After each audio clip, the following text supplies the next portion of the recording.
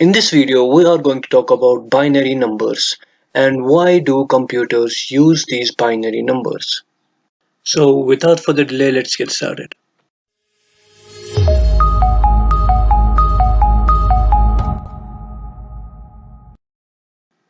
So what is a binary number? These are the numbers that your computer uses to represent an information. And this information can be a character, a number, a fractional number, a string, etc.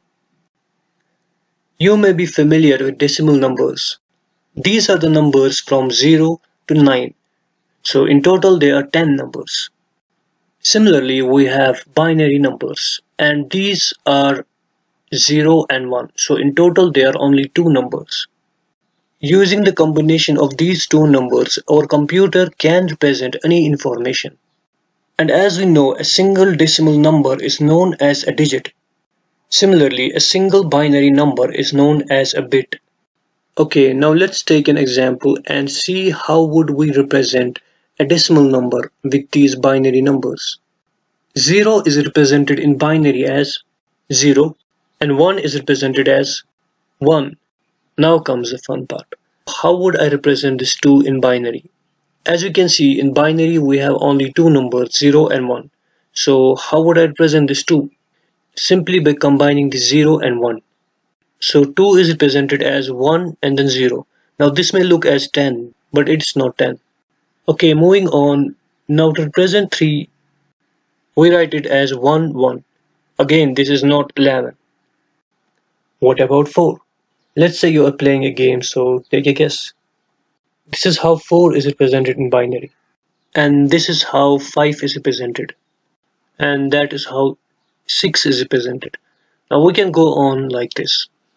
Now you may be thinking, how do I know this 5 is represented as 101 and not as 100? Similarly, this 6 is represented as 110 and not as, say for example, 10. Well, there are some ways with the help of which you can convert any decimal number into its binary representation. Now there are two approaches to this. Let's talk about one of them. Let's say I have this decimal number which is 400.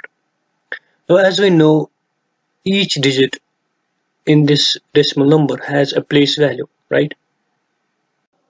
So starting from right to left, the first digit in our example is 0 and the place value of 0 is 1. And to compute the next place value, we multiply the current place value with 10. We choose 10 because base of a decimal number is 10. So if I multiply this one with 10, I get 10, which is the place value of our next digit. And similarly, for our last digit, which is 4, we have a place value of 100. Okay, let's move on to a binary number. So let's say I have this binary number, which is 1010. Starting from right to left, just like in a decimal number, the first placeholder here is 1. And in case of a decimal number, we had to multiply each placeholder with 10 in order to generate the next placeholder. Here we have to multiply each placeholder with 2 because the base of a binary number is 2. So the first bit here, which is 0, has a place value of 1. And for a next bit, we have a place value of 2, which is generated from the previous place value by multiplying it with 2. Similarly, for our last two bits, we have the respective place values. So this 4 is generated from multiplying this 2 with 2. And this 8 is generated by multiplying this 4 with 2. And then we can keep going on by multiplying this 8 with 2 if we have more bits here. Okay, now to find which decimal number this binary number represents, we can simply add the place value of the bits that are 1. So starting from right to left, the first bit we encounter is 0, which is not 1. So we ignore its place value and move on to next bit. So the next bit is 1 and its place value is 2. So we add this place value to the next bit's place value if it is 1. Our next bit is 0. So we ignore this place value and move on to our last bit, which is 1. So its place value, which is 8, will be added to this place value, which is 2. So 8 plus 2 is 10. So there you go. This is a binary representation of a decimal number 10. Let's try some more examples. Okay, what do you think this number would be in decimal? Let's see.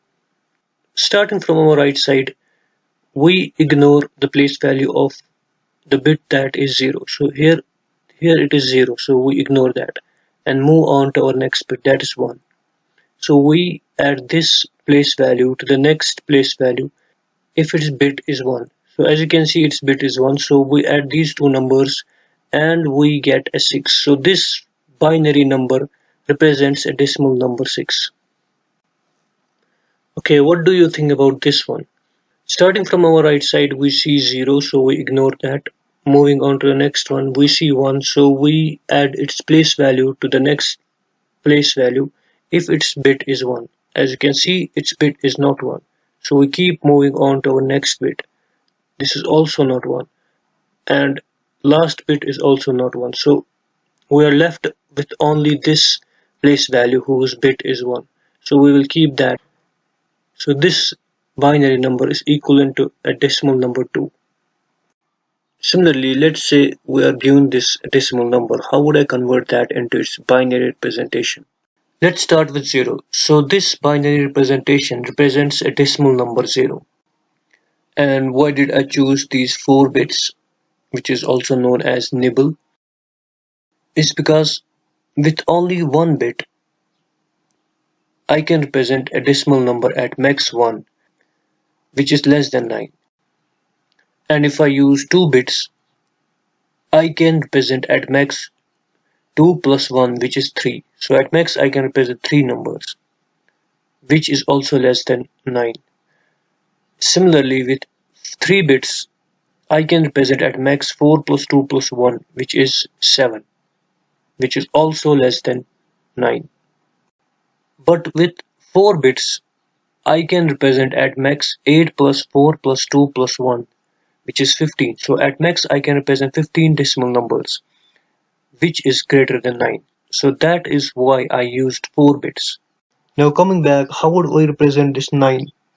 First we have to see if this number is present in any of these place values. And as you can see, it's not. If it were present, for example, if this were 8, then we simply had to set this bit as 1 and all the other bits to 0. And that would be the binary representation of number 8. But this 9 is not present in one of these place values. So what we need to do, we need to add 2 or more than 2 place values together that make this decimal number. So in our case, 8 plus 1 together makes 9. So we just need to set their respective bits to 1. So if I set this to 1 and this bit, we get a binary representation of 9. Let's take another example. Okay, how would we represent this 49? So first thing is we see if I can represent this 49 in these 4 bits. And as you can see, with these 4 bits I can represent at max 15, which is 8 plus 4 plus 2 plus 1, which is less than 49. So we need to extend the bits. After extending the bits to 5, can I now represent 49? Let's see. 16 plus 8 plus 4 plus 2 plus 1 is equal to 31, which is still less than 49. So we need to extend it more. Now after extending to 6 bits, now I can represent 49 because 32 plus 16 plus 8 plus 4 plus 2 plus 1 is equal to 63, which is greater than 49. So to represent this 49, I first have to see if it is present in any of these place values. And as you can see, 49 is not present. Then we have to sum up 2 or more than 2 place values that would produce 49. So if I add 32 with 16, I get 48. And if I add that to 1, I get 49. And that is equal to this decimal number. So all I need to do is to change these 3 bits. The 6th bit, the 5th bit, and the first bit. And this is the binary representation of 49. Let's talk about another approach. Let's say I have this decimal number and I want to convert it into binary. So what you need to do is that you have to divide this 13 with 2. And we divide this 13 with 2 because binary has a base 2. And if we divide it with 2, we get a coefficient of 6 and a remainder of 1. Now we again have to divide this 6 with 2. After dividing this 6 with 2, I get a coefficient of 3 and a remainder of 0. And if we keep going on like this, so we divide 3 by 2, which gives us coefficient of 1 and remainder of 1. Similarly, by dividing 1 by 2, we get a coefficient of 0 and a remainder of 1. And now we are going to stop the division process here because we have got 0 as our coefficient. And to get the binary number, we simply write the remainders from bottom up. So if I take this last bit and place it as my first bit, and then this second last as my second bit, and this third last as my third bit, and this first bit as my last bit. Now this is the binary representation of decimal number 13. Now what if I have this fractional number? How would I convert that into binary? So what we do, we first take the integer part, convert that into binary, and then take the decimal part, convert that into binary, then combine the two together. Just like in our earlier example, we divide this 11 by 2, which gives us a coefficient of 5 and a remainder of 1. And we keep going on like this. So after dividing the number, we get this binary sequence, and we write it from bottom up.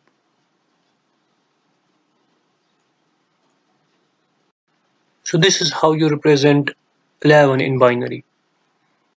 After that, we take this fractional number and multiply it with 2, which gives us 0.5. Then we take this integer part out and then place this in the next line and multiply it with 2. After multiplying the result with 2, we get 1.0. And then we subtract this integer part just as we did here. After subtracting 1 from this result, we get 0.0. If we keep multiplying this with 2, we will always get 0, so we stop here. Here is our binary representation of this fractional number 0.25, and we write it from top to bottom. So we take this top element and then this next element and place it here. Now this is the binary representation of 11.25. Let's take one more example. Let's say I want to convert this 0.55 to binary. So if I multiply this 0.55 with 2, I get 1.1, and then we subtract 1 from this and we get 0.1.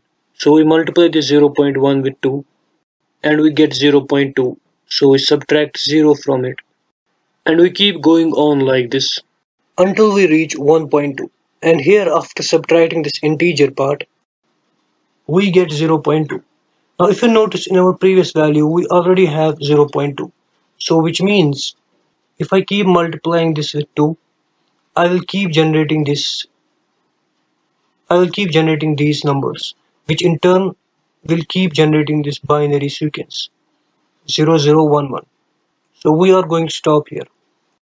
So with these two examples, we have learned that there are two conditions when we have to stop. Either we get a 0, or if we see a repeated sequence. Okay, now we are going to append this binary sequence to our original number from top to bottom. So we take the first bit from the top and then the next. So this is the binary number that represents this decimal number. Now at last, let's talk about why do computers use binary numbers. Because binary numbers consists of only two numbers, they are easy to use and implement. And as computers are built from electronic circuits, these circuits can be in one of the two states. Either they can be on or they can be off. And this on is represented with 1 and off is represented with 0. So binary number is a perfect representation for them. Now before I end this video, these are the two examples that you can try and you can answer them in the comment section. And if you like this video, give it a thumbs up and subscribe. I will see you in the next video. Till then, take care.